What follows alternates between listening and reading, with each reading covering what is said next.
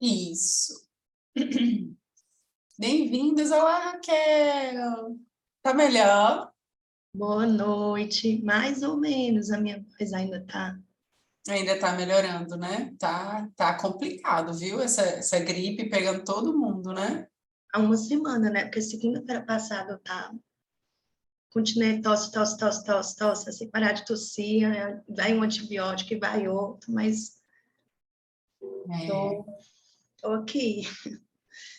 Que bom que você tá aqui, Eu liguei a né? câmera só para me apresentar, Uhum. né? Que eu sou psicóloga, mas conheci Carol também no Instagram. Fiz um curso com a. Ai, meu Deus, eu tô toda Nara Barreto? Nara, com a Nara. E aí fui conhecendo e Carol me pegou numa época, né, que eu estava me separando. Comprei o livro, li, já participei de um encontro. Acho que alguma instituição que te convidou para falar. Uhum. E entrei no grupo e adoro, né, como a Beatriz estava falando, estudar, fazer cursos, né, e aprender. Então, eu não sou psicóloga, né, sou professora e Uhum. gosto de estudar. Ótimo, excelente, muito bem-vinda, Raquel. Coisa boa ter você aqui também, né? E a gente dividindo aí, né? Isso. Muito bom. A gente tem gente de Fortaleza, a Raquel está em Fortaleza, tem gente de São Paulo, né? De Marília. De onde mais, gente? Temos 12 pessoas até agora aqui. De onde mais vocês estão falando? Quem puder falar, abrir, ó, de Mossoró, a Fernanda. Quem puder abrir e falar também. Luzia está em São Paulo também, né, Luzia? Não, estou em Pernambuco, eu sou Ah, é pernambucana. verdade! É verdade, é verdade. Desculpa, eu confundi, né, minha conterrânea. Isso. Chegou aí o livro, Luzia? Oi? Chegou o livro? Chegou, tudo Chegou, né? Tudo certinho, tudo certinho. direitinho, autografado, direitinho. Eu Massa amo a esse leitura. sotaque, amo esse sotaque. Pernambucano. Tá gostando Isso, da leitura? eu estou, eu Que estou. Eu bom. sou gestalterapeuta, né? Psicóloga, certo?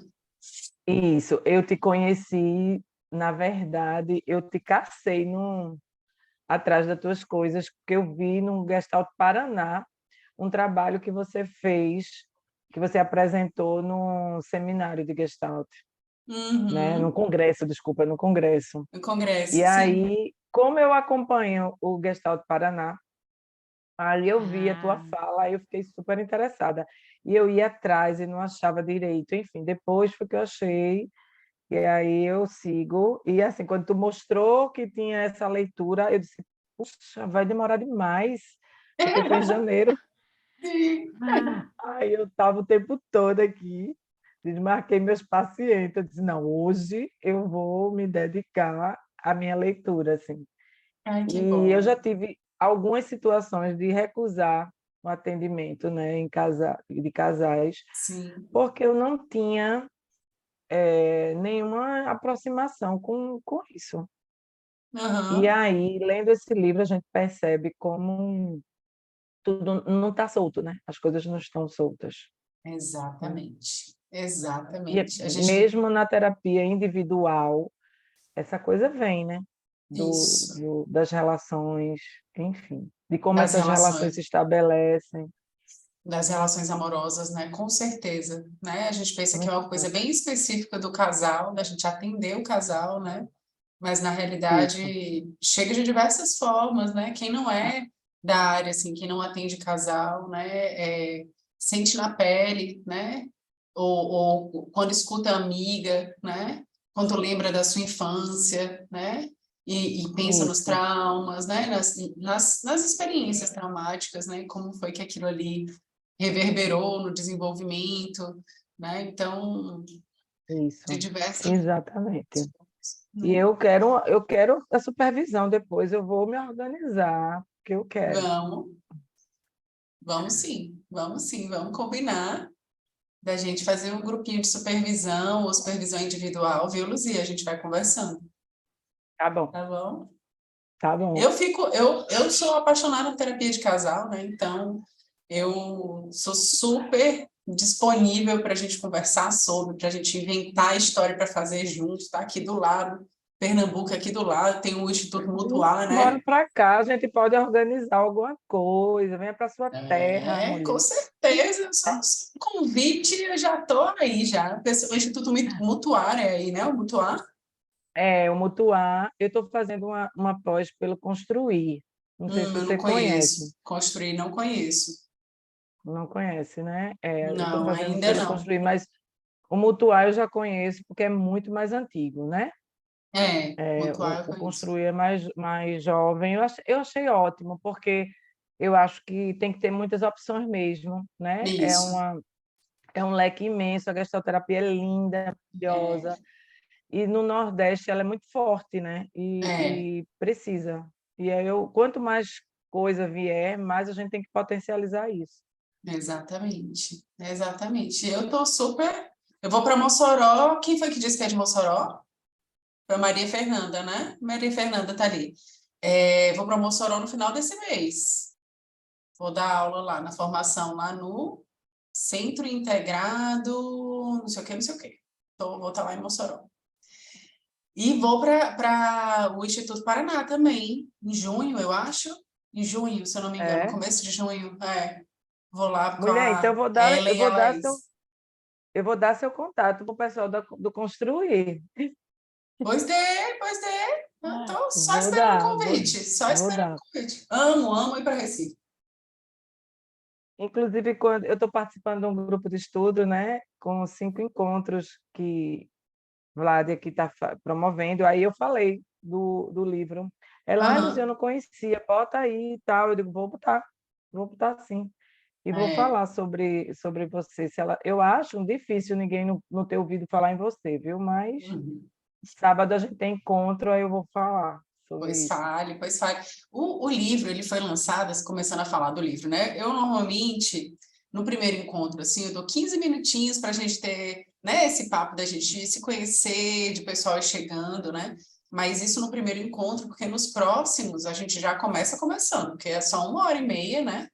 Então É. é um tempo muito rápido para a gente poder Curto, né? elaborar, né? Muito curto, né? E aí, assim, a gente Isso. vai se apresentando aí no decorrer, né? Vocês vão colocando, tô vendo que a Deise também está por aqui, minha amiga Deisiane. É, E aí, tô vendo vários nomezinhos aqui, não sei se... Enfim, todo mundo de câmera fechada, quem quiser abrir a câmera, alguns não podem, né? Às vezes tem gente botando o filho para dormir, fica só com um fonezinho no ouvido.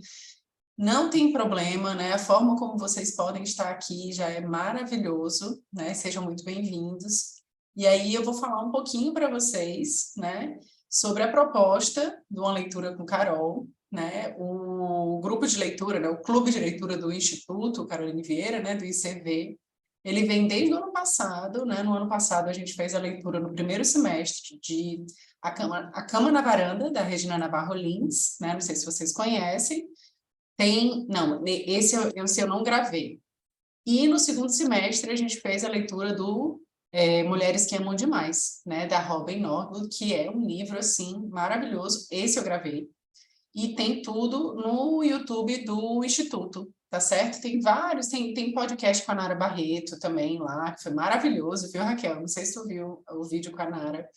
A Nara não, assim, não existe, maravilhosa, né? Com a Priscila Costa também, né? Falando sobre a parte de sexualidade, infidelidade, né? Enfim, deem uma olhadinha lá, né? No YouTube do Instituto, né? Dani, bem-vinda, boa noite, Dani. Muito bom vocês aqui, certo? Agora, já passados os 15 minutinhos, né? Vamos chegando para começar a falar sobre o livro. Tem gente de Tianguá, o Ellison de Tianguá, Elisângela de São Paulo, Maria Fernanda de São Paulo, ou de Mossoró, Dani de Fortaleza, Raquel de Fortaleza também, Luzia de Pernambuco. O lado bom do virtual, né?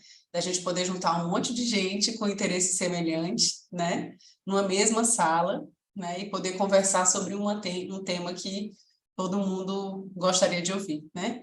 Então, assim, gente, os nossos encontros, eles não são palestras, certo? Eu fiz alguns slides só para a gente ter... Eu sou muito visual, então essa questão de ter alguma orientação visual para mim é importante. Eu acho que para didática do encontro facilita, certo? Vou passar algumas coisinhas aqui para vocês, para a gente ir discutindo.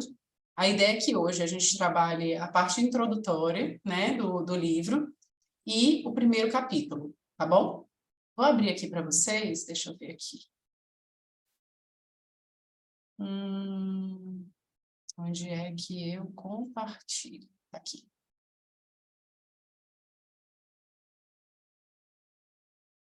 Espera.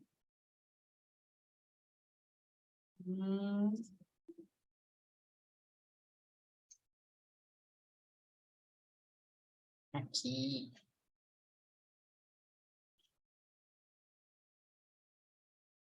Espera. Ok. Vocês estão vendo aí? Uhum. Estão vendo aí, né? Gente, o livro, eu escrevi esse livro em 2019, tá certo? Comecei a trabalhar com casais em 2012, foi na época, 2011, 2012, na época que eu estava fazendo o meu mestrado, né? Mas mestrado sobre o quê, Carol? Por que que surgiu? Não foi por causa do mestrado. Eu estava fazendo mestrado com idosos em lares de longa permanência, falando sobre a própria apropriação, né? A afetividade dos idosos em lares de longa permanência, que são os conhecidos os asilos, né? Então, assim, supostamente nada a ver, mas eu estava no mestrado e continuava na clínica, e na clínica começou a aparecer muita demanda de relacionamento amoroso, né, de casal, e eu comecei, na prática, a atender o casal, né, da forma como eu achava que fazia mais sentido, e aí depois foi que eu comecei a mergulhar na parte teórica, né, e aí fui coletando aí informações, cursos, né, e aí isso já faz 10, 11 anos, né? E em 2019, comecei a escrever o livro, né, Disposição para Amar, e em janeiro de 2020 foi o lançamento do livro, 2 meses depois, pandemia, né? Então, o livro está começando a aparecer mais, começando a sair mais agora, 2022, 2023, né? Porque na pandemia o negócio é muito complicado, assim, teve muita questão do virtual, só que em outubro de 2020 eu tive o diagnóstico de uma leucemia também, né, e aí ficou mais complicado ainda para conseguir fazer a divulgação do livro, né, o livro ficou dentro da caixa, aguardando, né, e aí agora a gente está tendo essa oportunidade de falar de forma mais aprofundada sobre o livro, que para mim, assim, é uma alegria imensa, certo? A ideia é que vocês, né, qualquer coisa vocês podem levantar a mãozinha, eu termino o raciocínio, né, esse raise your hands aqui embaixo tem, né, e aí vocês fazem uma filinha, quem quiser falar alguma coisa, fazer algum comentário, alguma pergunta, porque aí eu termino meu raciocínio e abro para a pessoa que tiver com a mãozinha levantada. Vocês estão vendo aí onde é que é para levantar a mãozinha?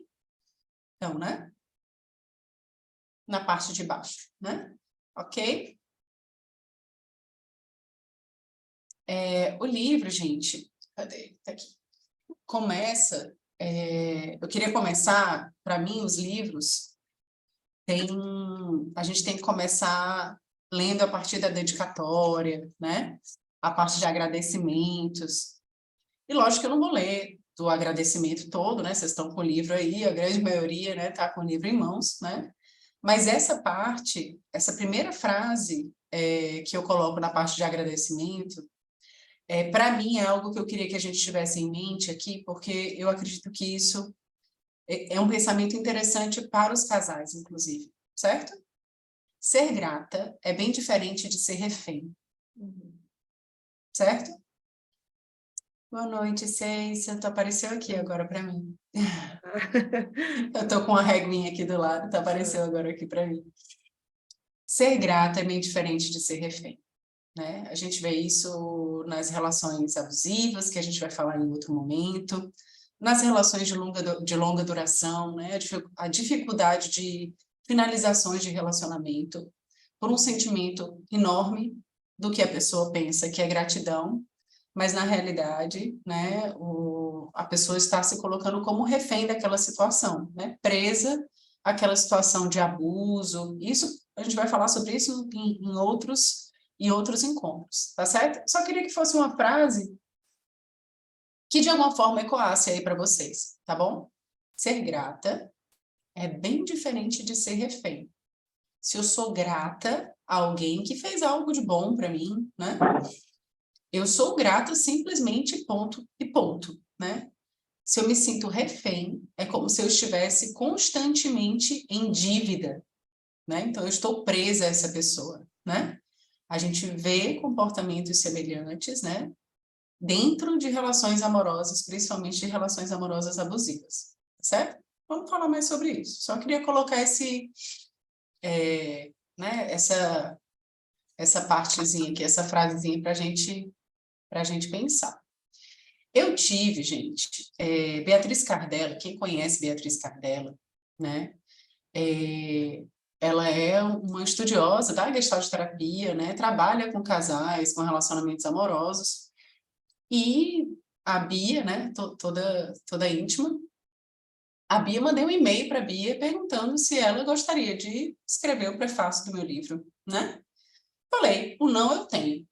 Sei lá, de repente, né? Ela aceita. A Bia ela fez a aula inaugural do curso de formação em terapia de casal que eu tenho no Instituto. A gente já vai para a 6ª turma agora em agosto, né? Então, na primeira turma, a aula inaugural, a Bia fez por videoconferência, né? Isso foi antes da pandemia, né? Fez por videoconferência, ela esteve presente lá, né? E aí, quando foi em 2019, eu pedi para ela escrever o prefácio do livro, e ela escreveu, assim, quem teve já a oportunidade de ler, né? Ela escreveu para mim um grande presente, né? E eu achei muito interessante pegar essa parte que ela faz um resumo, né? Um resumo do livro, né? Ela fala da primeira parte, porque o livro, para quem já teve contato, o livro é dividido em 2 partes, uma parte, digamos, mais teórica, e a segunda parte, que é mais de exercícios, né? São propostas de exercícios que podem serem feitos pelos terapeutas de casal ou pelos casais em casa, né? Sem nenhum profissional, sabendo que existem as gradações, né? Com o profissional, né, especializado, esses exercícios eles vão ser muito mais profundos, né, vão gerar muito mais autoconhecimento para esses casais, tá certo?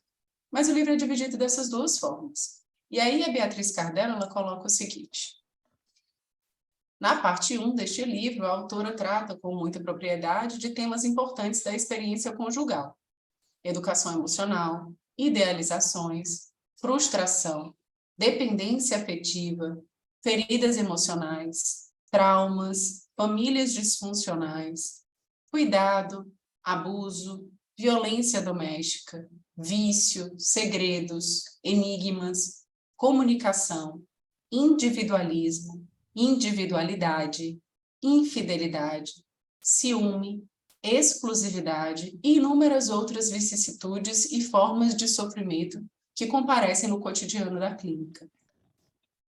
Certo? Essa seria a parte 1, né, que hoje a gente vai trabalhar mais na parte de educação emocional, idealizações, frustrações, dependência afetiva, certo? A gente vai até nessa parte de dependência afetiva, tá? Mas apresentando aqui o livro para vocês. Já na parte 2, né, isso foram as palavras, por isso que está assim, essa coisa linda, foram palavras da Beatriz Cardella, certo?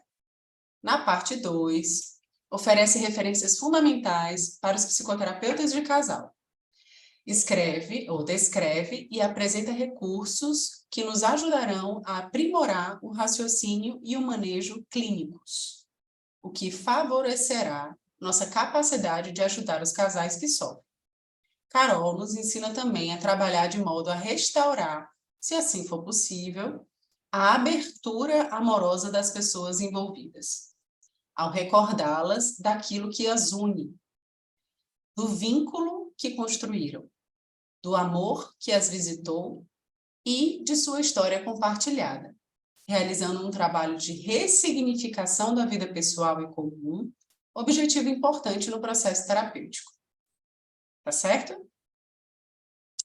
Teria várias coisas para falar sobre o que ela disse aqui, mas a gente vai caminhando e isso vai gerando discussão no caminhar da carruagem aí, tá? Ok.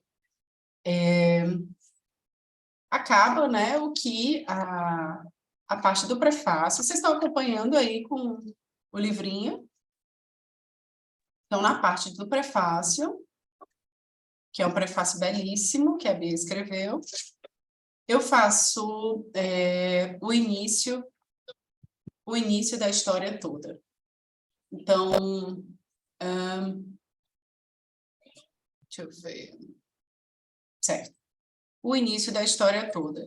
Na parte do início da história toda, meu objetivo, ao escrever essa parte, foi falar, assim, como que a minha história me convidou para estar junto aos casais, né? A minha história me chamou para, né, para que eu tivesse interesse em melhorar, né, trabalhar em processos, facilitar, enfim, né, o nome que fizer mais sentido para vocês, os processos terapêuticos dos casais, certo? Então, eu falo, né, da minha história familiar, né, enfim, né, do tempo que eu morei na Alemanha, né, e do impacto que isso teve, uma outro estilo de família diferente da minha, né, como foi que me impactou, a forma como eu via o ser casal, a educação para amar, né, o uso da violência ou não, né, então, eu coloco tudo isso nessa parte do início da história toda, certo? Aí eu digo o seguinte, o terapeuta é o seu principal instrumento, né? Pensando nisso, foi que eu comecei a falar sobre a minha história de vida, tá? E aí eu coloco que um dos objetivos da obra é cooperar com relações amorosas mais saudáveis, por isso o escrevi, o livro, né? Para contribuir com a atuação dos psicoterapeutas de casal, tornando-os mais seguros e confiantes nas suas intervenções. Assim, trago um conteúdo acessível e prático para o dia a dia do processo terapêutico com casais, na clínica psicológica ou em outros espaços. Portanto, é um livro com acessibilidade tanto para solteiros que querem um dia se relacionar, como para os casais e terapeutas. Ok? Ok. Ok. E aí eu trago um pouquinho sobre a importância, gente, da gente estudar sobre relações amorosas, tá? Eu sei que essa parte é meio chata, assim, que é mais informativa, né? Mas, ao mesmo tempo, vai dando corpo para o que a gente está falando, né? Como se trouxesse um pouquinho o esqueleto, né? Do que a gente vai começar a descrever, tá? Então, no livro eu coloco, né? Como já mencionei, é uma questão de saúde pública, né? A saúde dos relacionamentos amorosos. A família, casal com ou sem filhos, é uma célula importantíssima para a nossa sociedade. Cuidar para que ela possibilite espaço de crescimento dos seus membros é cuidar da saúde de forma ampliada. Promover relações mais saudáveis significa promover profissionais mais dispostos no trabalho, diminuir a quantidade de pessoas doentes física e psicologicamente, a quantidade de casos de feminicídio, suicídios passionais, de relações conflituosas com os filhos após uma separação, significa possibilitar relações mais leves e nutritivas em famílias reconfiguradas, além de diminuir os casos de ansiedade, insegurança, baixa autoestima, entre outros sentimentos que geram tanto sofrimento à população. Certo? Tá fazendo sentido para vocês até aqui? Sim, Tá fazendo sentido, gente? tá sim. Uhum. Sim, Faz sentido. Super. Uhum. totalmente. Eu acho importante a gente falar nesse início, né, sobre a forma como o livro foi escrito, né, qual foi a proposta, né, o porquê da importância dele. Eu acho que isso traz mais o nosso desejo de conhecer, né, de mergulhar, né? Alguém gostaria de fazer algum comentário até agora? Eu achei interessante essa questão da saúde pública. Uhum, Faz muito sentido isso. E como você uhum, reproduz, né, essa violência nas suas relações. isso. E você não dá conta disso, né? Vai passando, né? E, de fato, quando você falou saúde pública, eu putz, super sentido isso. Achei massa, muito massa. Isso, e Como eu as pessoas penso, estão adoecidas, né? isso, exatamente, né? E como impacta, inclusive, nas relações de trabalho, nas empresas também, né? O que dificulta a comunicação, né? Isso. É interessante que acho que aqui tem, a gente está dentro de profissionais, tem uma situação interessante que às vezes você trabalha dentro de um órgão público e, por exemplo, direitos humanos. E aí a gente, quando olha, cadê os direitos humanos, assim? Super assédio em alguns momentos, né? Os profissionais tratam muitas vezes as relações trabalhistas é muito escravocrata, né? Essa Sim, coisa que a gente tem enraizado da escravidão, né? Na nossa história, né? Isso está sim, entre a gente precisa olhar para isso, né? Não adianta a gente fingir que não existe, né? isso. E nós do Nordeste temos ainda essa questão do machismo muito forte. Quer dizer, o país inteiro, o mundo é machista. Aham, Porém, existe essa cultura mais forte ainda, né? Essa aham, coisa conservadora, né? sim, Enfim, isso. é nessa perspectiva que a gente precisa repensar que modelo é esse. Eu acho massa. Eu sou a fã. Uhum, uhum, mas é isso Carol, mesmo. A Carol, Natália, quem tá falando? Pera. é a Deise. Oi, Não é Deise. a Deise professora, Deisiane Lima. Ah, não! Não, Ah, tem mas um nome tão também diferente, né? mas enfim, achei interessante essa parte, né, de falar sobre a saúde pública, né, algo que eu tenho pensado um pouco e tem me angustiado também. Eu acho que uma das motivações que nos leva a refletir, a escrever é a própria angústia, né, como um movimento aí.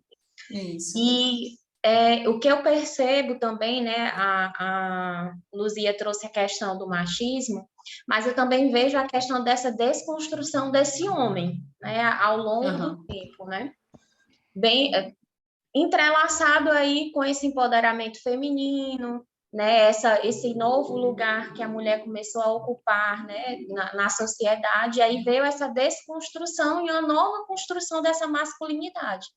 E eu Isso. também percebo essa crise, né, não somente feminina. Eu acho que as mulheres hoje estão um pouco mais encontradas, né, embora se percam aí, porque eu acho que essa perda ela é contínua e esse reencontro também.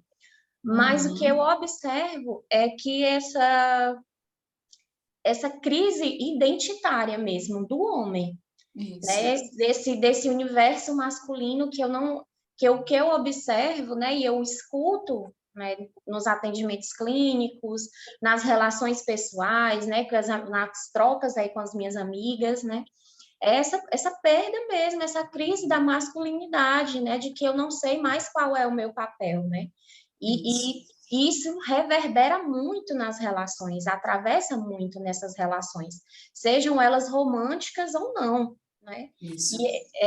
E realmente é uma questão de saúde pública, né? Porque tem atravessado mundos, né? Seja no ambiente de trabalho, seja nessas relações afetivas, amorosas, né? E Uhum. realmente é algo para abrir discussão e reflexão. Isso, Daisy.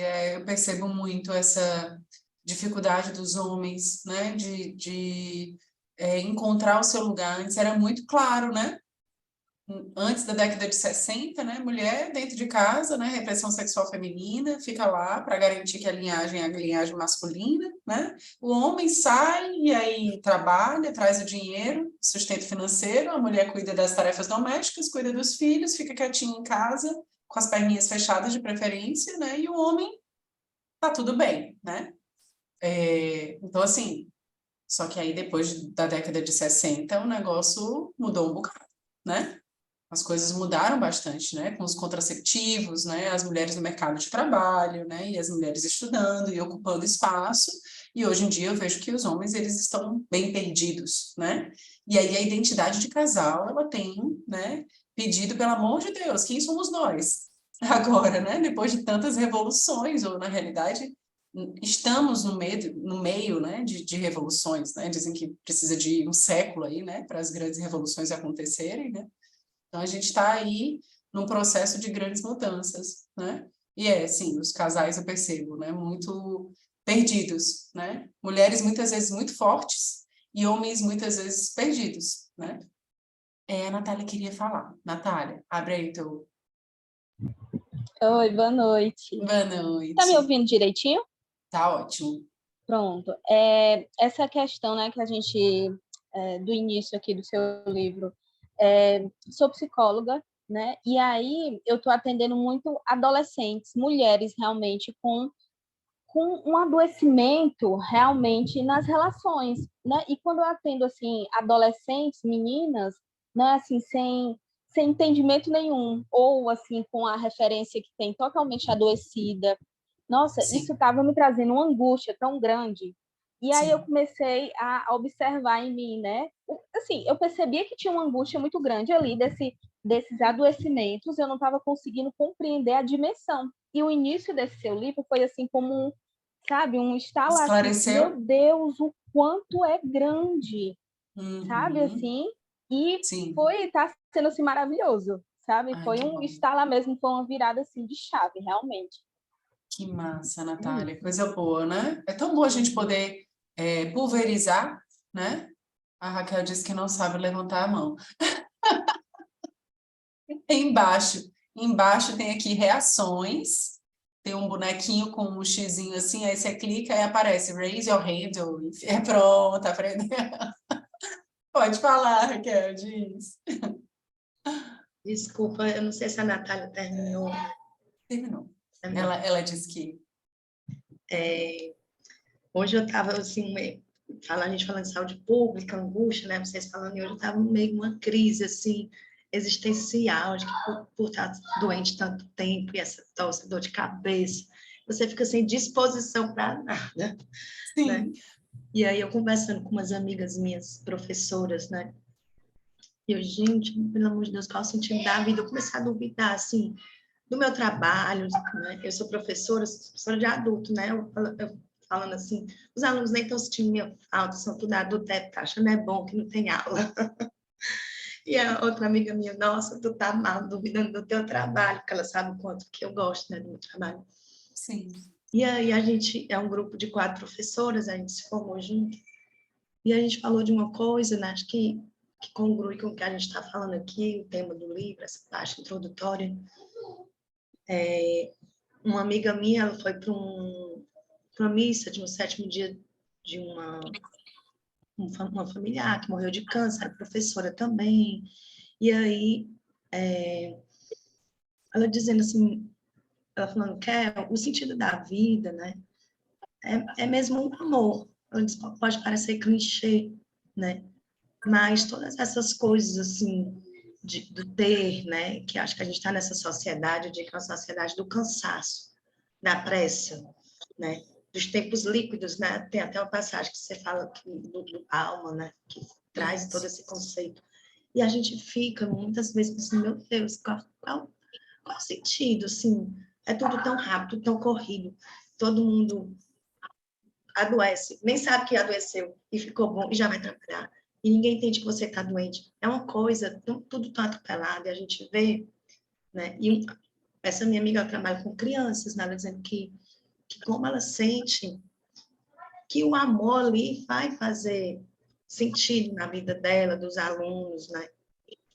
E aí eu comecei a refletir também sobre, né, os meus alunos que são adultos, como eles são, né, trazem essa carga também, assim, de que precisam de um olhar, de um carinho, de uma atenção, né? Antes da aula, se eu digo assim, oi, fulano, tudo bom? Olho no olho, tudo. Então, transmito esse amor mesmo. Então, quando eu vi o livro, né, Discussão para Amar, não estou aqui, não sou psicóloga, como eu disse, mas me chegou muito essa coisa, assim, desse sentido da vida, né? Que acho que quando a gente procura, e faz parte da saúde pública, como vocês estão colocando, a gente procura mesmo nosso legado, é o que a gente vai deixar, é a forma como a gente amou, né? Então, eu tenho um filho de 9 anos, coisa assim que eu mais amo na minha vida. Eu fico, filho, você sabe que eu te amo muito, né? Ele, mãe, eu sei, mas eu te amo mais. Então, com aquele negócio, aquele looping do amor entre eu e ele, né? Mas, para finalizar a fala, né? Falando assim dessa abertura do livro, me suscitou muito essa alegria que o amor traz, né? Que é tão complexa, né? Citando de casal, que eu até também grifei nessa parte, né? Como a nossa vida é tão permeada de tantas coisas, né? Que já dá um cansaço, assim. Você fala da experiência conjugal, né? A educação emocional, idealização, frustração, dependência afetiva, ferida emocional, trauma, família, violência, vício, segredos, né? Tanta coisa que, meu Deus, como é que a gente vai sobreviver a essa relação de amor, seja ela de casal, né? Aqui, principalmente de casal, mas toda essa relação de amor que no trabalho, com os filhos, tudo passa tão rápido, a gente não vai vivenciando isso quando a gente está numa bola de neve. E a gente está nessa angústia, né? Que aí acho que a Michelle estava falando, né? Então, me suscita isso, essa produção, né? Como é complexo amar. Não é algo fácil. É verdade, que é verdade, assim. E o que vai salvar a gente de tudo isso é exatamente o amor, né? Exatamente, são as relações, né? Nós somos seres sociais, né? Nós precisamos das relações, nós precisamos uns dos outros, né? Mas não é qualquer relação que a gente precisa de relações saudáveis, né? Onde a gente pode ser, onde a gente pode ser visto, né? Você falou de ser visto, né? Eu vi um videozinho que viralizou faz um tempinho, que é a professora na porta. Eu atendi. Natália, desculpa. Tu ia falar, Natália? Não, acho que foi sem querer que o microfone estava ligado. Que a professora na porta, ela botava, né? Você quer bater a mãozinha assim? Você quer um abraço? Né? Você quer dar soquinho, né? E isso é fantástico. Gente, eu acho que meu WhatsApp está ligado. Pera. Tá, desculpa. E eu acho isso fantástico, assim, porque eu acho que é isso que precisa acontecer mesmo, né? Assim, gente, só um segundinho, tá?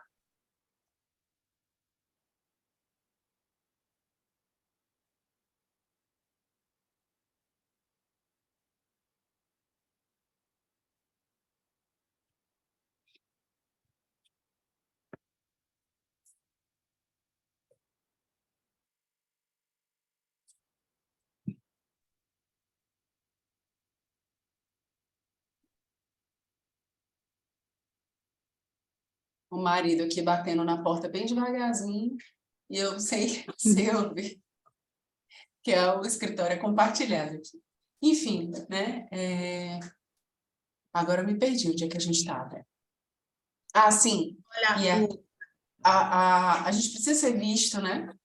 A gente precisa ser visto. Tem uma piada bem água com açúcar que eu conto, que é aquela história, um rapaz encontrou uma lâmpada, sei se você já deve ter escutado essa piada umas 25 vezes já, uma lâmpada do gênio, né? E aí esfregou lá a lâmpada, aí o gênio saiu e disse que ele tinha direito a só um desejo, né? Aí ele tentou negociar com o gênio, aí o gênio, não, eram 3, ele, não, é só um, e fale logo, senão você vai perder esse desejo. Aí ele, não, então tá bom, então eu quero estar numa praia, uma ilha paradisíaca, com a Gisele Bündchen, morta de apaixonada por mim. Aí o gênio, seu desejo é uma ordem. Botou lá, né? Aí ele passou uma semana com a Gisele Bündchen toda apaixonada por ele se sentiu maravilhoso, e passou 2 semanas, aí começou a incomodar, e ela, ai, meu amor, e ele, ai, não, faça o seguinte, passou 3 semanas, ele, faça o seguinte, bote essa roupa aqui e me encontre do outro lado da ilha. Mas por que a gente vai se afastar, meu amor? Para quê? Vamos ficar juntos, abraçados. Ele, não, vá, por favor, faça isso por mim. Aí a Gisele Bündchen botou lá a roupa, né? E foram se encontrar do outro lado da ilha, né? Quando eles se encontraram, ela estava com uma roupa masculina, uma roupa dele, né? Aí ele olhou para a Gisele Bündchen e falou, macho, tu não sabe quem eu tô pegando. É essa a história. Né? Eu não sou muito boa de contar piada, mas enfim. O que adiantava estar pegando? O que adiantava estar pegando Gisele Bündchen morta de apaixonada pelo cara, e ele não poder contar para ninguém, né? Assim, a gente precisa do olhar do outro, né? A gente precisa ser visto, ser confirmado, né? Pelo outro, inclusive nessas situações específicas, tá certo? Eu não sou muito boa de contar piada. Meu marido, quando eu digo para ele que eu conto piada em sala de aula, meu marido diz, tu tem certeza? E os alunos riem. Aí eu olho, eles riem, eu acho que eles riem por pena. Por isso que ele saiu ali, ó, ele saiu um pouquinho mais. Ai, ela vai contar essa história. Precisa avisar o moço da piada que agora ela está livre. Agora ela está livre? Ela separou do marido dela. Vocês não souberam? Pois soube. Recentemente, né? Separaram, pois é. Então agora precisa contar para o moço da piada que ela está livre. Que agora tá liberada, né? Ai, meu Deus. Mas vamos lá, né? Acho que é isso que mesmo que vai salvando a gente, né? Brincadeiras à parte. Gente, aí a gente começa aqui no primeiro capítulo, tá certo? Alguém gostaria de falar mais alguma coisa? A gente já pode ir para o próximo. Cadê? Deixa eu ver aqui. Só um segundinho. Pronto. Gente, eu fiquei em dúvida na hora que a gente foi colocar. Eu tive uma assessoria de escrita, né? A Central de Escritores, a Rose Lira, que é uma escritora aqui, né, em Fortaleza, e a gente ficou pensando qual seria o nome do livro, e um dos nomes que eu pensei foi Educação para Amar, né? Só que esse nome Educação para Amar, educação, eu imaginei que as pessoas quando vissem, talvez elas fossem perceber mais como da área da pedagogia do que da área da psicologia, né? Então foi por isso que a gente, né, e disposição achei muito coerente, né? E aí ficou disposição para amar, né?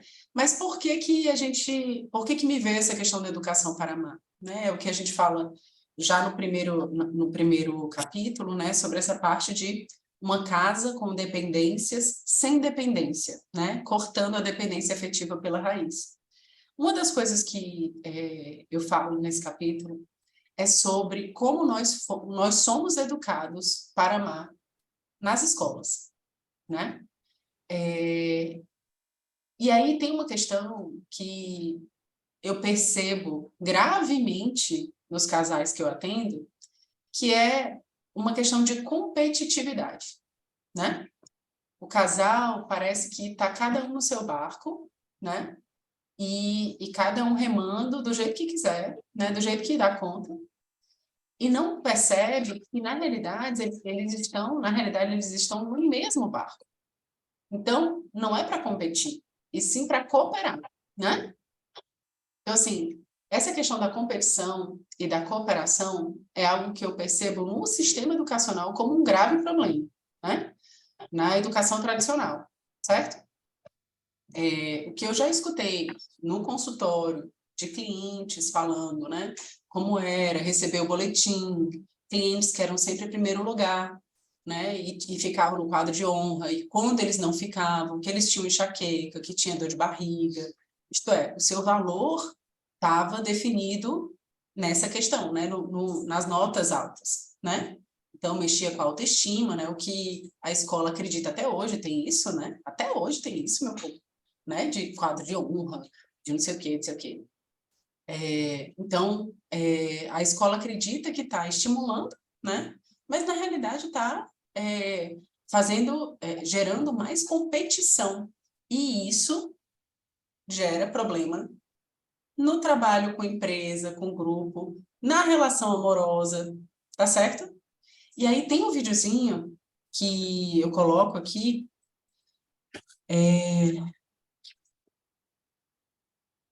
cadê? Deixa eu mostrar aqui para vocês. Na página 34, quando eu escrevo aqui educação e abertura para amar. E aí eu queria passar esse videozinho para vocês. Pode ser? Para que vocês entendam qual foi, né, o que foi que ele me chamou tanto a atenção nesse vídeo. É um vídeo curto, certo? Vamos ver se vai dar certo o som. Vocês me falam aí se vocês estão ouvindo o som, tá?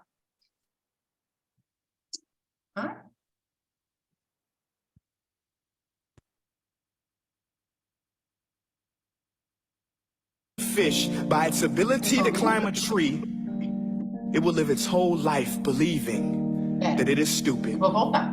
Ladies and gentlemen of the head. Vocês estão vendo a janela completa? Pronto. E estavam ouvindo o som, né? Agora eu vou botar. Everybody's a genius. But if you judge a fish by its ability to climb a tree, it will live its whole life believing that it is stupid. Ladies and gentlemen of the jury, today on trial we have modern day schooling. Glad you could come. Not only does he make fish climb trees, but also makes them climb down and do a 10-mile run. Tell me, school, are you proud of the things you've done? Turning millions of people into robots, do you find that fun? Do you realize how many kids relate to that fish? Swimming upstream in class, never finding their gifts, thinking they are stupid, believing they are useless? Well, the time has come, no more excuses. I call school to the stand and accuse him of killing creativity, individuality, and being intellectually abusive. He's an ancient institution that has outlived his usage. So, Your Honor, this concludes my opening statement, and if I may present the evidence of my case, I will prove it. Proceed. Exhibit A. Here's a modern-day phone. Recognize it? Here's a phone from 150 years ago.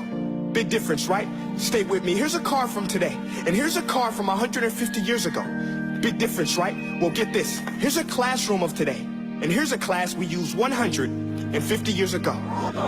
Now, ain't that a shame? In literally more than a century, nothing has changed. Yet you claim to prepare students for the future? But with evidence like that, I must ask, do you prepare students for the future or the past?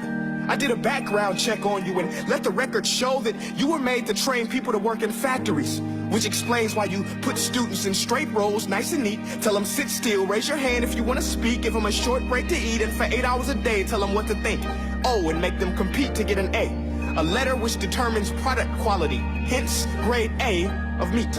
I get it. Back then, times were different. We all have a past. I myself am no Gandhi. But today, we don't need to make robot zombies. The world has progressed. And now we need people who think creatively, innovatively, critically, independently, with the ability to connect. See, every scientist will tell you that no two brains are the same. And every parent with 2 or more children will confirm that claim. So please explain why you treat students like cookie cutter frames or snapback hats, giving them this one-size-fits-all crap. Watch your language. Sorry, Your Honor, but if a doctor prescribed the exact same medicine to all of his patients, the results will be tragic. So many people will get sick, yet when it comes to school, this is exactly what happens, this educational malpractice, where one teacher stands in front of 20 kids, each one having different strengths, different needs, different gifts, different dreams, and you teach the same thing the same way? That's horrific. Ladies and gentlemen, the defendant should not be acquitted. This may be one of the worst criminal offenses ever to be committed. And let's mention the way you treat your employees. Objection. Overruled. I want to hear this. It's a shame. I mean, teachers have the most important job on the planet, yet they're underpaid? No wonder so many students are short-changed. Let's be honest. Teachers should earn just as much as doctors, because a doctor can do heart surgery and save the life of a kid. But a great teacher can reach the heart of that kid and allow him to truly live. See, teachers are heroes that often get blamed, but they're not the problem. They work in a system without many options or rights. Curriculums are created by policymakers, most of which have never taught a day in their life. Just obsessed with standardized tests. They think bubbling in a multiple choice question will determine success. That's outlandish. In fact, these tests are too crude to be used and should be abandoned, but don't take my word for it. Take Frederick J. Kelly, the man who invented standardized testing, who said, and I quote, "These tests are too crude to be used and should be abandoned." Ladies and gentlemen of the jury, if we continue down this road, the results will be lethal. I don't have much faith in school, but I do have faith in people. And if we can customize healthcare, cars, and Facebook pages, then it is our duty to do the same for education, to upgrade it, change it, do away with school spirit, because that's useless. Unless we're working to bring the spirit out of each and every student, that should be our task. No more Common Core. Instead, let's reach the core of every heart in every class. Sure, math is important, but no more than art or dance. Let's give every gift an equal chance. I know this sounds like a dream, but countries like Finland are doing impressive things. They have shorter school days, teachers make a decent wage, homework is non-existent, and they focus on collaboration instead of competition. But here's the kicker, boys and girls. Their educational system outperforms every other country in the world.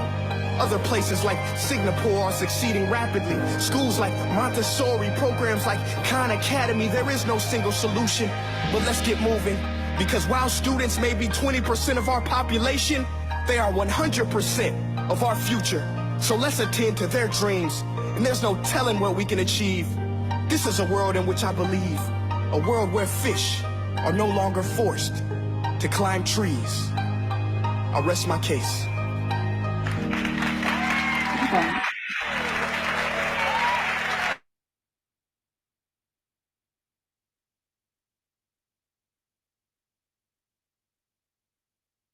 Interessante, né? E aí, assim, o que que isso tem a ver com um relacionamento amoroso na vida adulta? Né? O que isso tem a ver, né? Com a competição, a cooperação, né? Sala de aula, né? A forma como a gente estava conversando, né? No início, assim, a Raquel colocou, né? A forma como esses alunos, sendo crianças, adolescentes, inclusive adultos, né? São vistos ou não vistos, né? E como é que isso afeta a autoestima dessas pessoas. E afetando a autoestima dessas pessoas, a autoestima, como é que elas vão estar numa relação? Como é que elas vão definir limites, falar sobre suas necessidades, impor, né, o que ela acha importante. Compreendem? Ok? Fazendo sentido aí para vocês? E aí eu comento, gente, além desse vídeo, né, uma postagem que uma querida amiga minha, que é psicóloga, neuropsicóloga, Ana Cecília Prado, ela fez, né? Ela disse o seguinte, na página 34. Valorize em seu filho quem ele é. Habilidades são construídas da mesma maneira que nosso caráter, com passos de formiguinha. E muitas vezes preferimos investir em uma competência a investir em um valor. Que possamos realmente fazer um mundo melhor, educando as crianças para valores fundamentais de convivência social, para termos pessoas de caráter, antes de termos pessoas de sucesso. Eu estou lendo o livro de capa dura, tá? Eu não sei se é a mesma página aí, não sei se da capa. Sim, Né? mesmo. Certo. Certo, né? Então, assim, a maturidade emocional, né, que muitas vezes eu vejo casais muito imaturos emocionalmente, muitas vezes, casais com sucesso profissional, né? Desculpa. Ah, meu Deus. Saúde! Obrigada. Onde são médicos, são advogados, né? Têm uma vida profissional, empresários, né? Tá, sim, tem no livro, sim. Essa frase da Cecília tem no livro, está na página 34. Foi numa postagem dela, que ela fez no Instagram, né? O Instagram dela, inclusive, é o @crescerdevagar. Então, assim, eu vejo casais extremamente com sucesso profissional, né? Isto é, o cognitivo foi muito bem trabalhado, né? mas extremamente imaturos emocionalmente, né? Aquele casal que não sabe lidar numa situação de conflito, né? Às vezes chama o pai da menina, né? Da mulher, né? Casal mulher e homem, né? Eu vou falar, né? Um chama, briga com a mulher, ou briga na relação, e aí chama os pais, né? Enfia os pais no meio, né? Ou, enfim, né? Muito impulsivos, né? Tomam atitudes sem pensar, né? Então fala de uma imaturidade emocional muito grande, né? Dentro da relação, tá?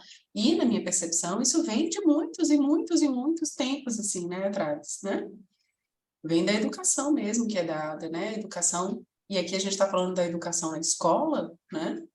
Mas que também acompanha a educação familiar, né? Que a gente fala um pouquinho mais na frente sobre as famílias disfuncionais, né? E como as famílias disfuncionais acabam afetando, né? As relações amorosas, tá? Deixa eu abrir aqui para vocês verem.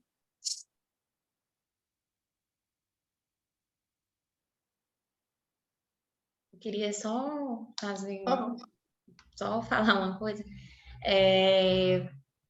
O que eu observo também, né, assim, em relação a isso, é que hoje, né, na atualidade, eu percebo que há uma piora, né, dessa maturidade emocional. Existe um bombardeio de informações, né, por causa das redes sociais, né? Sim. E existe um bombardeio de informações, muita gente falando muita coisa, né? Uma rapidez, uma agilidade, né? Assim, muito grande. E não há elaboração do que está sendo falado, do que está sendo dito, né? Do que está sendo informado. Existe muita informação e pouca elaboração disso. E eu acredito que esse tipo de coisa que acontece está completamente ligada com a imaturidade, né? Com a dificuldade de ter essa maturidade emocional, né?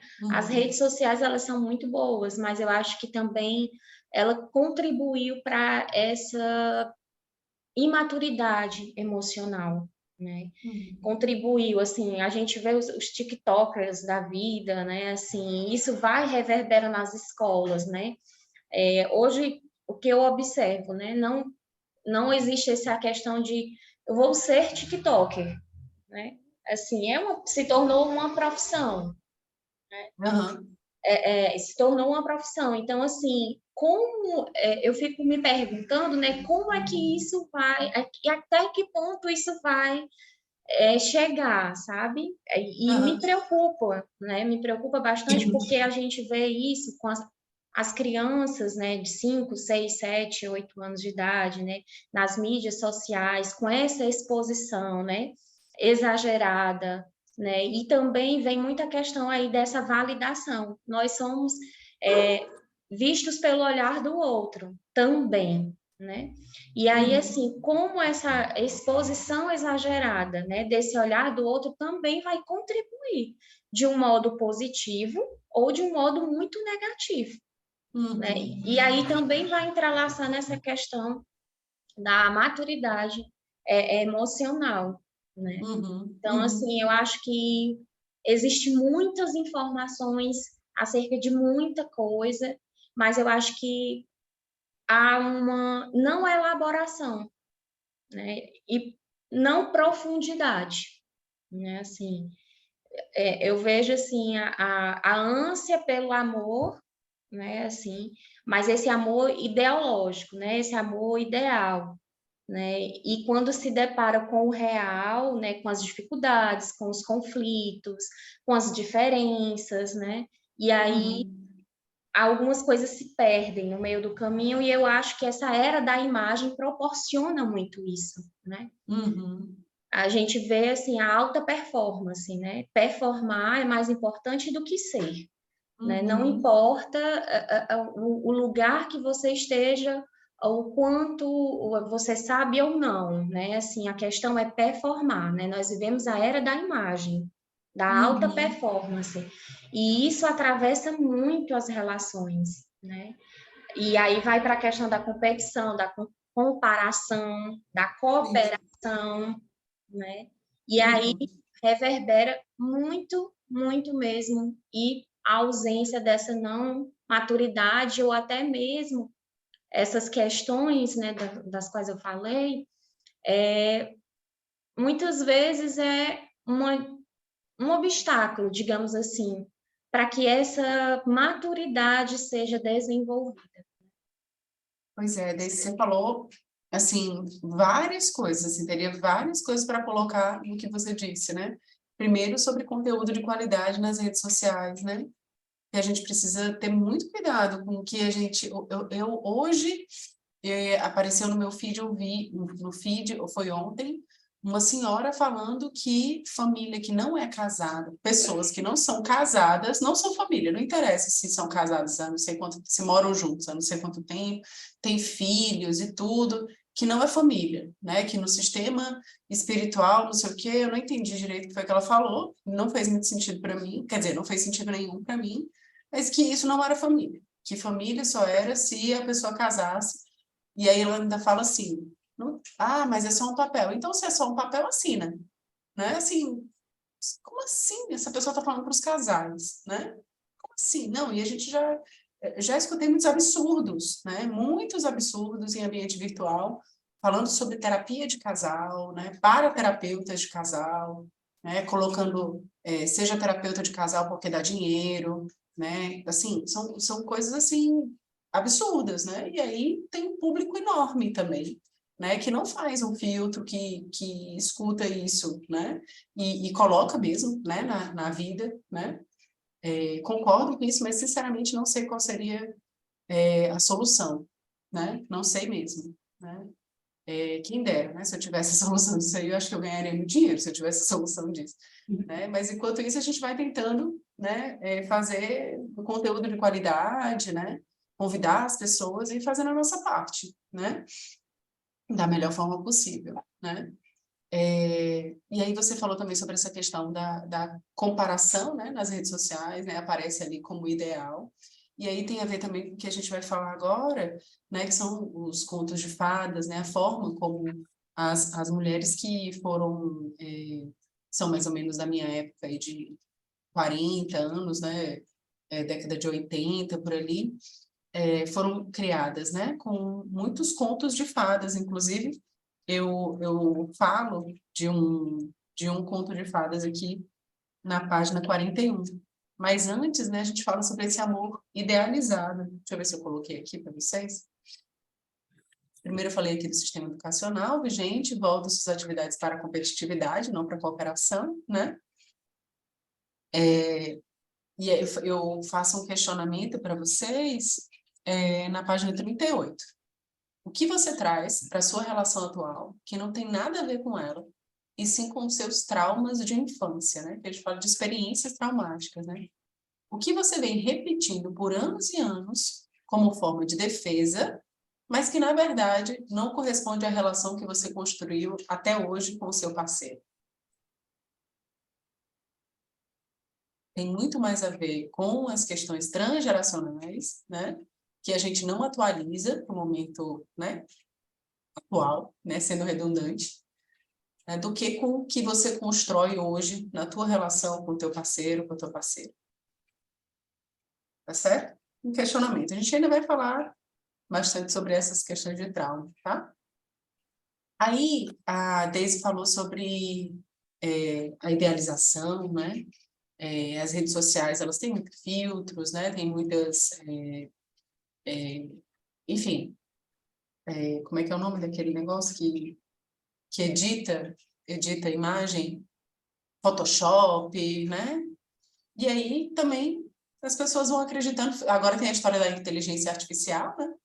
E botaram até o Papa com um casaco lá que não era o Papa, né? E aí as pessoas vão acreditando e dependendo do grau de fragilidade, né? As pessoas vão acreditando. Eu vi, enfim, vários absurdos sobre relações amorosas, né? E essa questão do amor idealizado, aí eu falei sobre isso aqui na página 39. Esse amor idealizado dá margem a uma imagem de casal irreal, com uma hierarquia extrema, relação salvador, oprimido, perseguidor, palco de possíveis relações abusivas e dependências afetivas, né? É sempre aquela mulher, coitadinha, que vive num ambiente inóspito, né? Que está sofrendo muito, que não é capaz de se salvar, se auto-salvar, né?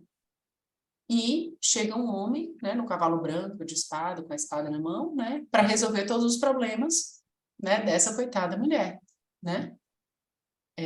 Os sujeitos dependentes afetivamente apresentam, em sua grande maioria, 2 tipos de dificuldade para o contato com outras pessoas.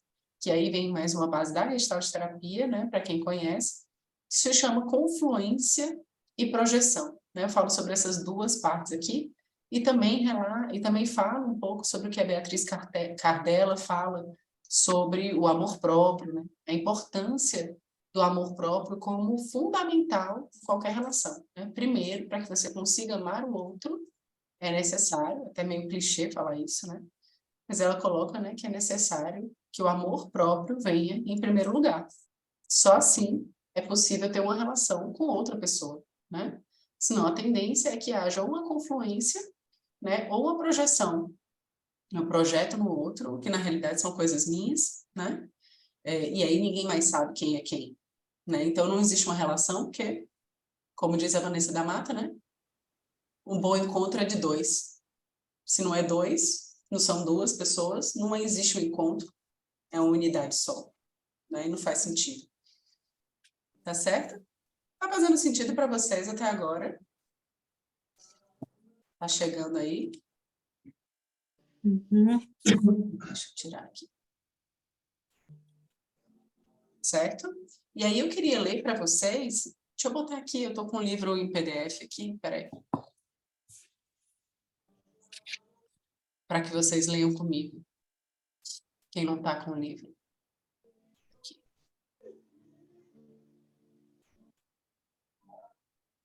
E aí, falando em conto de fadas, teve um conto de fadas que me chamou a atenção. Cadê? Aqui. Que é de princesa bruxa, basta um eu conto. Era uma vez uma princesa linda, simpática e educada, chamada Bela. Um certo dia, ela conheceu o seu tão doce, maravilhoso e esperado príncipe encantado. Se casaram e foram felizes para... Opa, só um instante. Vamos ouvir um pouquinho mais dessa história. Seu príncipe podia lhe dar uma vida de conforto, mas algo faltava para a linda princesa. Bela começou a se encantar por outros rapazes do reino, apesar da perfeição do seu príncipe. Ela sentia um vazio enorme dentro do peito, e ao estar com esses outros rapazes, esse vazio momentaneamente desaparecia, e ela se sentia plena e completa. Bela era uma dependente afetiva, e seu vício estava em ser, inúmeras vezes, adulada por vários rapazes. Seu lindo príncipe não a elogiava, não a mimava como os outros faziam, e também era bastante avarento, apesar de ser completamente apaixonado. A paixão incondicional de seu príncipe por ela deixava a princesa Bela se sentindo ainda mais culpada, a pior pessoa do mundo. Por que será que Bela agia assim? Seria ela uma bruxa e não uma princesa? Voltando um pouquinho no tempo, porque nos contos de fadas podemos fazer isso, descobrimos o que poderia ser uma das origens de tal comportamento. Bela teve uma mãe bastante ausente. Nunca estava em casa. Sempre estava ocupada com outras pessoas. Tinha outras prioridades, deixando Bela sempre em segundo plano. A maior parte do tempo ela ficava aos cuidados de outras pessoas da família. Essas pessoas não eram más, assim como Bela também. Seu vício em adulação, a qual a Bela era cometida, vinha de algum lugar, ou de vários lugares. Tinha alguma origem, ou várias origens, e se perpetuou no tempo, porque não foi percebido e muito menos cuidado. Tudo isso gerou em Bela o tal vazio gigante dentro do peito. Mas esse vazio não iria se preencher com as adulações, e sim quando Bela tomasse consciência do seu vício e cuidasse dele. Bela precisaria cuidar tanto do significado do seu vício, como de suas consequências. Sim, de suas consequências, porque antes de assumir seu vício, Bela acreditava ser indestrutível. Isto é, acreditava piamente que nunca ninguém descobriria suas relações com outros rapazes, e que nunca ela iria perder o posto de princesa. Porém, um não tão belo dia assim, todos do reino descobriram seus repulsivos comportamentos. E Bela perdeu tudo. De repente, ela deixava de ser uma linda, bela e educada princesa, e todos passaram a acusá-la de malvada, cruel, meretriz, entre vários outros rótulos. Do dia para a noite, Bela deixava de ser uma boa filha, amorosa esposa e cuidadosa mãe, e passava a ser, simplesmente, uma bruxa feia e malvada. Certo? Tá? Esse conto eu fiz pensando num caso clínico, certo? E eu li, antes de publicar o livro, eu li para minha cliente, né? E ela, esse final do conto não aconteceu, né? E aí eu li enfim, uma história fantástica, né? E ela olhou para mim e disse assim, Carol, eu tô achando tão parecida comigo essa história. Aí eu, pois é, vai estar no meu livro, né? E aí a gente conversou, inclusive, sobre isso, né? Respeitando toda a questão do sigilo. Né? Então, assim, porque essa menção que eu faço aos contos de fadas, né? Os contos de fadas na nossa educação mostraram para as mulheres, né, que elas precisavam de alguém para tirar, né, o desconforto delas, né, de alguém para salvar mesmo, né, para elas serem salvadas, né, salvas por alguém, né. E isso, eu acredito, né, foi muito prejudicial nas relações amorosas. Isso eu falo porque nessa última semana, sem ser essa semana passada, né, eu escutei de uma cliente adulta, 40 anos, já com filhos e tudo, o marido dizia assim, eu acho que ela queria era que eu fosse um príncipe encantado. E olhou para ela, né? E aí ela disse, quer saber? Eu acho que era isso mesmo. Eu queria que você fosse um príncipe encantado. Que você lutasse por mim, que você fosse rico, bondoso, que você... Bem aquela estereótipo mesmo de príncipe encantado, né? E aí a gente foi trabalhar assim, tá, ele não é um príncipe encantado nesses termos, né? Mas o que ele tem de real, né? Vamos trabalhar com o que existe, certo? E aí eu pude ver, assim, no relato dela, né, o impacto mesmo dos contos de fadas nos casais, não só nesse caso, né? Inclusive, eu falo de outros casos aqui no livro também, certo?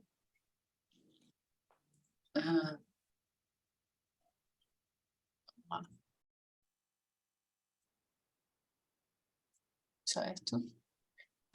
Tem a teoria do apego do Bowlby, né? Ele fala sobre os tipos de apego, né? Apego seguro, né? Apego inseguro, apego... Agora não vou lembrar os 4 tipos de apego. Inclusive Raquel Zavir fala sobre a teoria do apego, maravilhosa, inclusive vai estar na próxima turma da formação em terapia de casal, falando sobre teoria do apego, né? Vai ser acrescentado esse módulo no curso, né? Porque realmente é uma parte muito importante, né? Para a gente entender como foi que foi construído esse conceito de apego, né? Como foi que a gente aprendeu e como é que a gente reverbera, né? Como é que a gente traz para a nossa vida amorosa na vida adulta, certo? Ok. Aí esse é um outro conto do Nilo. O Nilo e o pássaro quero, não quero.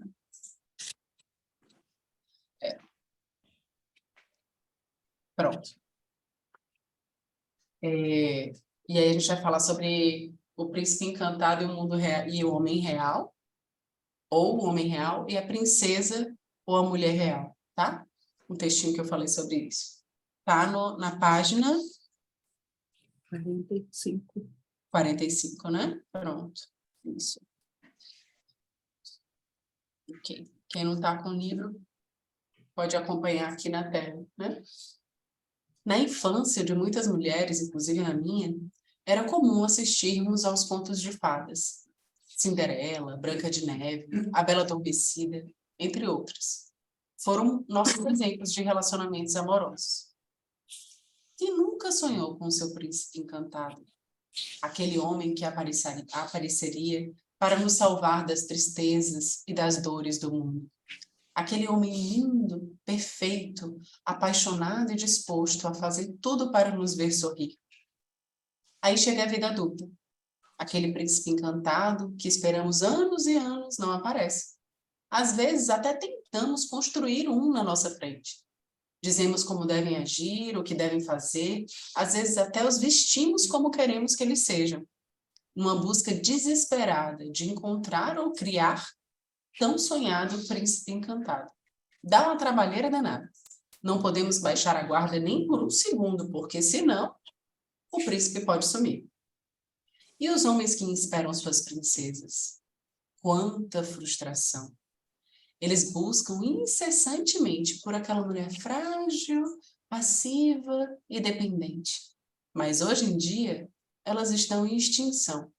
O papel das mulheres na sociedade mudou muito nos últimos 50 anos. Os homens se veem sem uma função definida. O homem é quem deve sustentar financeiramente a família. A mulher deve cuidar da educação dos filhos e cuidar da casa. Essas verdades já não cabem mais nos dias de hoje. Não que exista algum problema nisso, ainda encontramos essa distribuição de responsabilidades em famílias saudavelmente funcionais, mas elas deixaram de ser uma regra. Hoje as mulheres sustentam financeiramente sua família e o homem pode e deve ocupar-se da educação dos filhos e dos cuidados com a casa. Em muitas famílias, pai e mãe sustentam tanto financeiramente como dão suporte emocional para a educação dos filhos. Porém, o que parece que fica tatuado por dentro da pele ainda são as verdades que aprendemos nos contos de fadas que assistimos quando crianças. Mulheres passivas, sofredoras, dependentes, versus homens salvadores, perfeitos e heróis. E quando uma mulher não se coloca nessa posição de passiva, sofredora, dependente, qual o impacto para suas relações amorosas?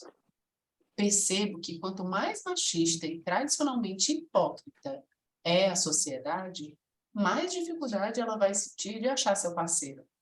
Já com os homens, percebo o contrário. Os que fogem a essa regra e cuidam dos seus filhos, cuidam da casa, isto é, se responsabilizam junto à mulher por sua família, tendem a ser mais desejados e valorizados amorosamente. Esses são considerados os verdadeiros príncipes da atualidade. A dificuldade, ao que me parece, está sendo atualizarmos a definição de princesa e de príncipe. Nos contos de fada, isso já começou a surgir, com a Valente, a Mulan, a Tiana.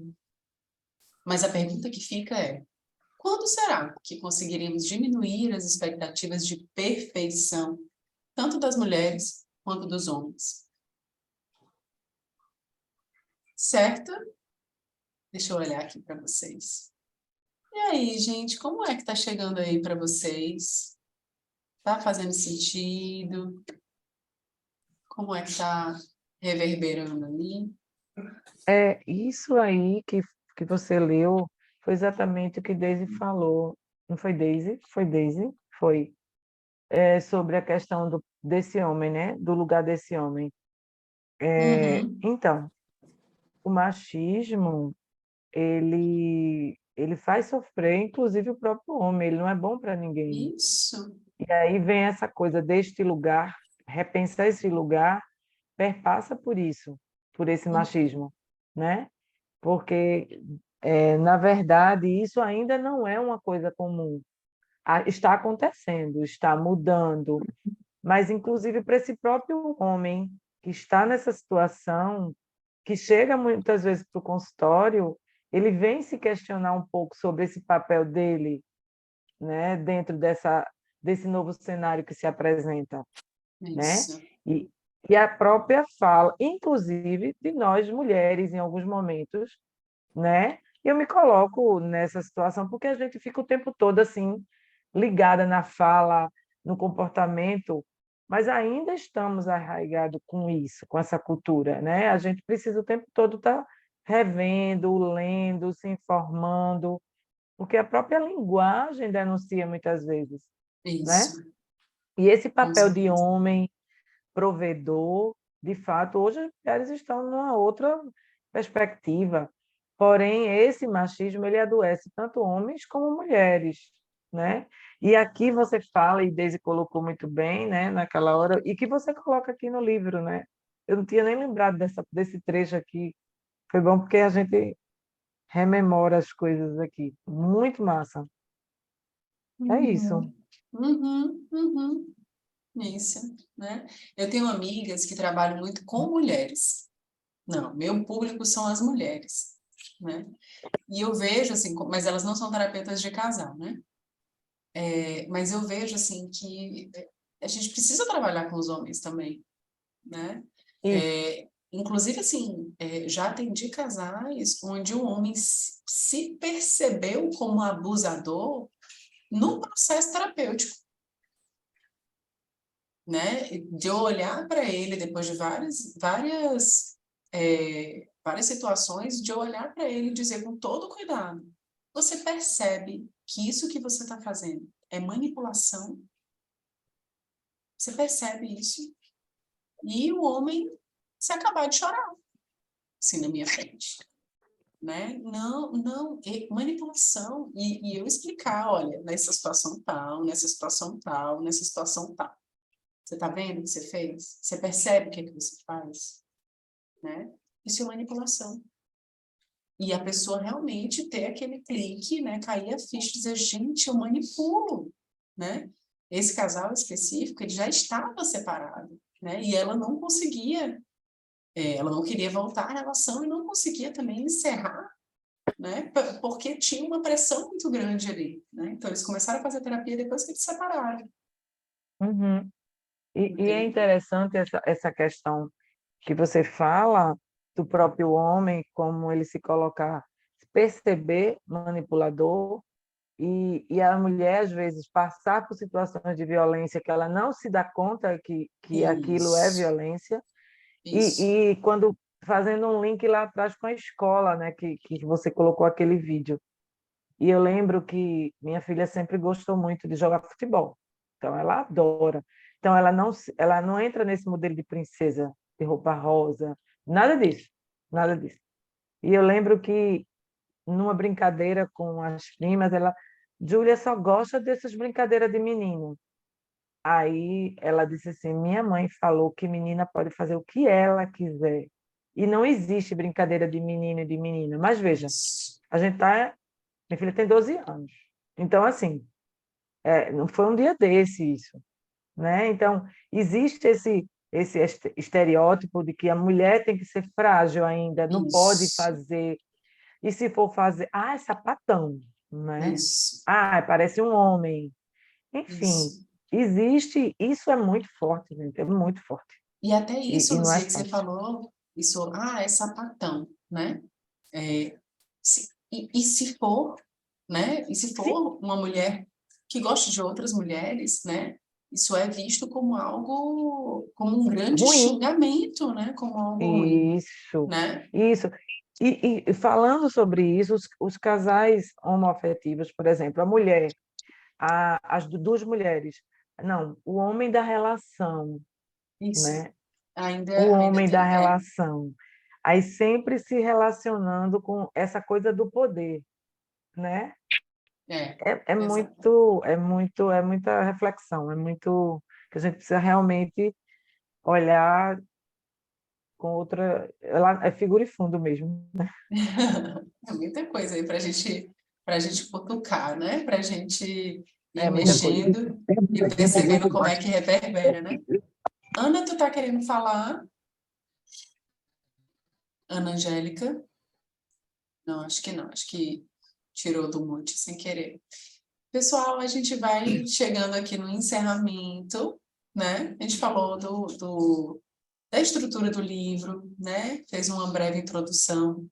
Falando sobre o capítulo 1, a gente ainda vai mexer nessas coisas que a gente falou no capítulo 1 aqui, né? Porque um capítulo está totalmente linkado ao outro, né? Então a gente vai puxar o capítulo 1 quando fala do capítulo 2, né? E também vai falar sobre a parte de exercícios também. Queria conseguir fazer exercício com vocês aqui. Não sei se vou conseguir, mas vamos tentar, né? Vamos ver se a gente consegue. Qualquer coisa a gente adiciona aí umas outras datas, enfim, a gente vai vendo aqui enquanto grupo, tá certo? Mas alguém gostaria de compartilhar alguma coisa para a gente ir encerrando? Só queria uma coisa, esse grupo que você vai fazer inicia em agosto, essa turma? A turma de formação em terapia de casal inicia em agosto, ela é presencial, né? E a gente tá... Eu adoro Fortaleza, mas como assim? Não, Luzia, mas deixa eu te dizer. E aí eu estou me organizando com a Priscila Costa, que é coordenadora junto comigo, né? A Priscila, ela é coordenadora administrativa, eu sou coordenadora pedagógica, e a gente está vendo uma forma de fazer uma formação que seja híbrida, né?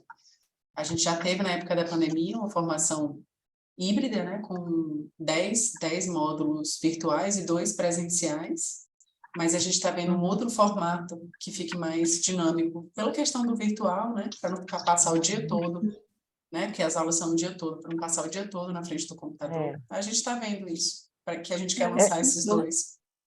É interessante que, mesmo que seja, tem algum momento aí presencial, né?